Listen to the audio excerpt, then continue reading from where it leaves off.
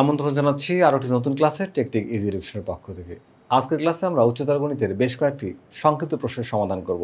তাহলে চলো আমরা আমাদের প্রশ্নগুলো দেখে নিই।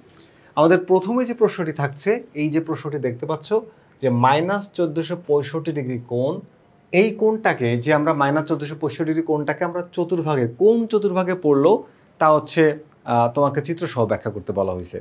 তো আমরা একটা চিত্রসহ ব্যাখ্যা করব। তার আগে আমরা একটা কোন ঘরে পড়ে তার জন্য আমাদের ফর্মুলা হচ্ছে n × 90 ডিগ্রি, n × 90 ডিগ্রি আর হচ্ছে প্লাস মাইনাস, সেটা দিয়ে আমরা সেই মানটা বের করার চেষ্টা করি।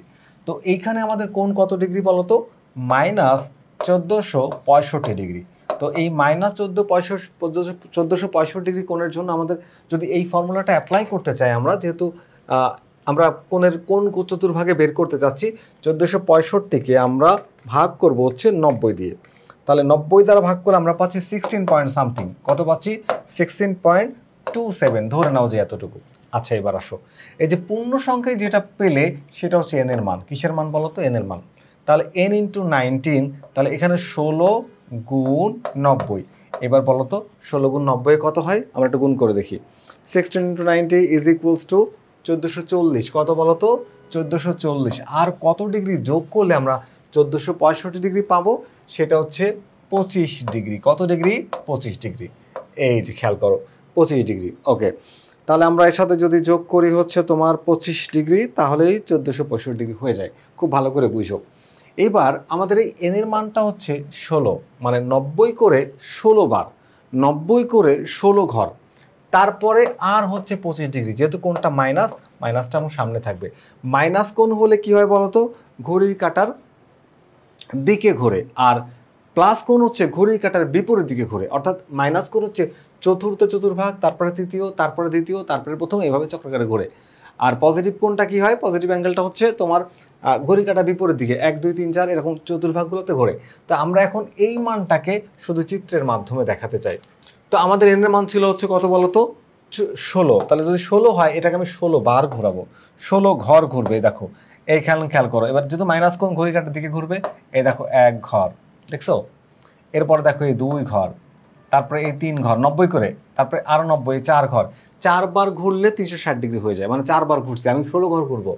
এরপর হচ্ছে 5 6 7 8 9, তারপরে এই 10, এই 11, এই 12, তারপরে এই 13, এই দেখো 14, এই 15, এই 16 পরে আরেকটু সামনের দিকে এসে এইখানে পড়ছে থেটা। তাহলে কত নম্বর ঘরে পড়ছে বলো তো?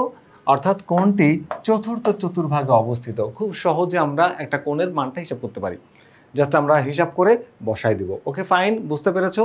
তাহলে চলো এবার পরের প্রশ্নে যাই।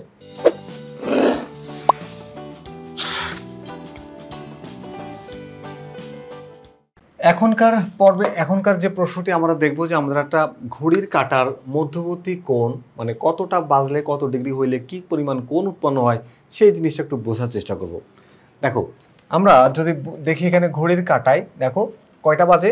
8টা 30। কয়টা বাজে? 8টা 30, মনে রাখো। 8টা 30টায় ঘড়ির ঘন্টার কাঁটা ও মিনিটের কাঁটার অন্তর্গত কোণকে ডিগ্রিতে নির্ণয় করো। কিসে নির্ণয় করতে হবে? ডিগ্রিতে।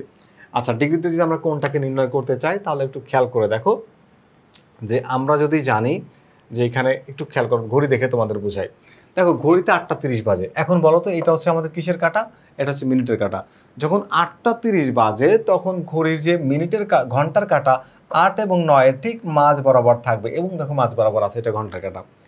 আর মিনিটের কাঁটা ঠিক এখানে 30 ডিগ্রি হলেই, তোমার 6-এর উপর পড়লেই, মানে 30 ঘর আসলেই তখন হচ্ছে 8:30 বাজে। এখন খেয়াল করো, ঘড়িতে ঘন্টার কাঁটা আছে কয়টি? 12টি। 1 2 3 4 5 6 7 8 9 10 11 12, টোটাল 12। কোণ কত ডিগ্রি? একটা সার্কেল যদি কমপ্লিট হয়ে যায়, তাহলে এখানে 360 ডিগ্রি কোণ তৈরি হয়, 360 ডিগ্রি। এই 360 ডিগ্রিকে তুমি যদি 12 দ্বারা ডিভাইড করে দাও, তাহলে কত হয়? 30 ডিগ্রি হয়। কত ডিগ্রি হয় বলো তো? 30 ডিগ্রি। অর্থাৎ এই এক ঘর থেকে, এই যে 12 থেকে 1 পর্যন্ত 60, 30 ডিগ্রি, 30 ডিগ্রি, 30 ডিগ্রি, এরকম করে টোটাল প্রত্যেকটা ঘরে আমরা 30 ডিগ্রি করে কোণ পাই। কত ডিগ্রি করে কোণ পাই বলো তো? 30 ডিগ্রি করে কোণ পাই। অর্থাৎ 1 ঘন্টায় উৎপন্ন কোণ হচ্ছে 30 ডিগ্রি। এবার মনে করো, তাহলে 1 ঘন্টায় যদি 30 ডিগ্রি কোণ হয়, আমরা যদি একটু দেখি, দেখো যে 12 ঘন্টার কাটা আছে, ঘন্টার কাটার ক্ষেত্রে 12 ঘন্টায় উৎপন্ন কোণ হচ্ছে 12 ঘন্টায় উৎপন্ন কোণ 360 ডিগ্রি, তাহলে 1 ঘন্টায় উৎপন্ন কোণ হচ্ছে 30 ডিগ্রি, খুব সহজে। এবার দেখো ঘন্টার কাটার ক্ষেত্রে 1 মিনিটে কেন্দ্র উৎপন্ন কোণ 1 মিনিটে কেন্দ্র উৎপন্ন কোণ, তার মানে আমরা এই যে 30 ডিগ্রি এটাকে ভাগ দিব হচ্ছে 60 দিয়ে। কেন 60 দিয়ে ভাগ দেব? কারণ 1 ঘন্টা সমান হচ্ছে 60 মিনিট। 1 ঘন্টা সমান কি বলতো? 60 মিনিট। ওকে, এই 60 দিয়ে ভাগ করলে আমরা পাচ্ছি 0.5 ডিগ্রি কোণ। কত ডিগ্রি কোণ পাচ্ছি বলতো 1 মিনিটের জন্য? 1 মিনিটের জন্য আমরা পাচ্ছি 0.5 ডিগ্রি কোণ। এবার দেখো 30 মিনিটের জন্য কোণ কতটুকু হবে?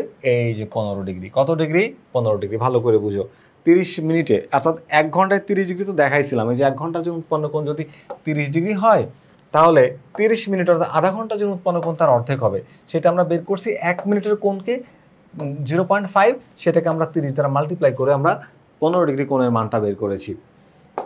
এরপরে দেখো তাহলে এই 15 ডিগ্রি হচ্ছে আধা ঘন্টার জন্য। এবার একটু খেয়াল করো, তুমি যদি এখানে একটু খেয়াল করো যে এইখানে আমার যখন 6টা 30 বাজে, তখন এই হলো 1 ঘন্টা আর এই হলো আর 1 ঘন্টা, 2 ঘন্টা, তার সাথে হচ্ছে আরও 30 মিনিট।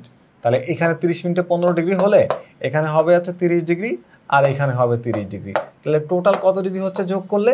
এই 65 ডিগ্রি, 75 ডিগ্রি। এটাই আমাদের কোশ্চেনের আনসার হবে। তাহলে আমরা এখন লিখতে পারি যে দেখো এই যে 8টা 30 যখন বাজে, ঘড়ির কাঁটার ঘন্টার ও মিনিটের কাঁটার অন্তর্গত কোণ 2 × 30, 2 ঘন্টার জন্য, আর 30 মিনিটের জন্য 15। তাহলে কত পাচ্ছি? 75 ডিগ্রি। এইটাই হচ্ছে আমাদের এই কোশ্চেনের অ্যান্সার। খুবই সহজ করে আমরা এটার সমাধান করার চেষ্টা করলাম। আচ্ছা, এখন এইটাকে আমরা চাইলে আরেকটা প্রসেসে, সেটাও তোমাদের আমি দেখাবো। এই দেখো, এই যে দেখো, এই যে একটা আমরা দেখতে পাচ্ছি যে আরেকটা কোশ্চেন এখানে। যদি এইটা বাজে কয়টা? 4টা 35 যদি বাজে, তাহলে ঘন্টার কাঁটা ও মিনিটের কাঁটার মধ্যবর্তী কোণ রেডিয়ানে প্রকাশ করো। আগে তো কোণের রেডিয়ানে প্রকাশ করতে গেলে আগে আমাকে ডিগ্রিতে প্রকাশ করতে হবে, ডিগ্রিতে প্রকাশ করার পরে আমরা রেডিয়ানে। তাহলে 4টা 35, মনে করো ঘড়িতে এই হলো 4টা যখন বাজে তখন আগে আসবে, আর হলো 35 এখন কয়টা বাজে।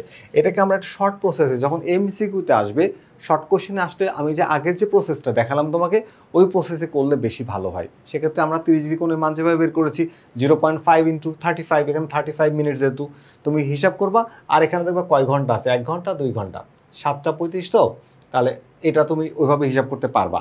আর এইভাবে তুমি হিসাব করতে পারবা হচ্ছে কিসের ক্ষেত্রে বলো তো? এমসিকিউ এর ক্ষেত্রে। আমি তোমাদেরকে সাজেশন দিব যে তোমরা যখন সিকিউ এর মধ্যে বা সিকিউ এর ক নাম্বারে অথবা সংক্ষিপ্ত প্রশ্ন যখন আসে, তখন আগের প্রসেসটা ফলো করবা। আর এমসিকিউতে এই প্রসেসটা ফলো করলে তুমি কয়েক সেকেন্ডের মধ্যে আনসার বের করতে পারবা। তাহলে একটু খেয়াল করো, ফর্মুলাটা কি দেখো, 6 × h মানে আওয়ার, ঘন্টা, আর 11 × m মানে মিনিট। তার মানে এই 60-এর সাথে আমরা গুণ করব হচ্ছে ঘন্টা, আর এটার সাথে গুণ করব হচ্ছে মিনিট, ডিভাইড টু মডুলাস। কেন? মডুলাস হচ্ছে আমার কোণের মানটা নেগেটিভ হবে না, কোণের মানটা নেগেটিভ হবে না। বাই চান্স যদি কোণের মানটা নেগেটিভ হয়, তাহলে মডুলাসের জন্য পজিটিভ হয়ে যাবে। ওকে, আর হচ্ছে যদি কোণের মানটা 180-র চেয়ে বড় হয়ে যায়, তাহলে ওইটাকে আমরা 360 থেকে মাইনাস করে অ্যান্সারটা বের করে ফেলবো। ওকে, আসো এবার। তো আমাদের বাজে কয়টা? 4টা। দেখো এই 60 × h, তো 60 × h এ আমরা এখানে কি করছি দেখো, 4টা 60 ঘড়িতে বাজে 4টা, এই নিলাম 4টা, মাইনাস কি আছে বলো তো? 11 × মিনিট হলো 35, ডিভাইড হচ্ছে 2, হিসাব করলে কত পাচ্ছি? এই যে -72.5 ডিগ্রি। এই -72.5 ডিগ্রি এটা হচ্ছে অ্যান্সার। এম ফর মিনিট কত মিনিট সেটা, আর এইচ ফর আওয়ার কত ঘন্টা সেটা। তাহলে আমরা পেলাম হচ্ছে 72.5 ডিগ্রি, 72.5 ডিগ্রি কোণ রেডিয়ানে প্রকাশ করতে হবে। আমরা জানি 1 ডিগ্রি সমান হচ্ছে π/180 রেডিয়ান, π/180 রেডিয়ান। তাহলে 75 ডিগ্রি সমান কত হবে? 72.5 ডিগ্রি ইজ ইকুয়ালস টু এই π/180, তার সাথে মাল্টিপ্লাই করে দাও 72.5 গুণ করে দিলে তুমি পাবো হচ্ছে 1.27 রেডিয়ান। এই 1.27 রেডিয়ান, এটাই হচ্ছে আমাদের এই কোশ্চেনের সলিউশন। তো আজকের ক্লাসে আমরা ছোট 2-3টা প্রশ্ন নিয়ে আলোচনা করলাম। আশা করি প্রশ্নগুলো তোমাদের ভালো লেগেছে। পরবর্তী ক্লাস দেখার আমন্ত্রণ জানিয়ে আজকের ক্লাসটি এখানেই শেষ করছি। আল্লাহ হাফেজ।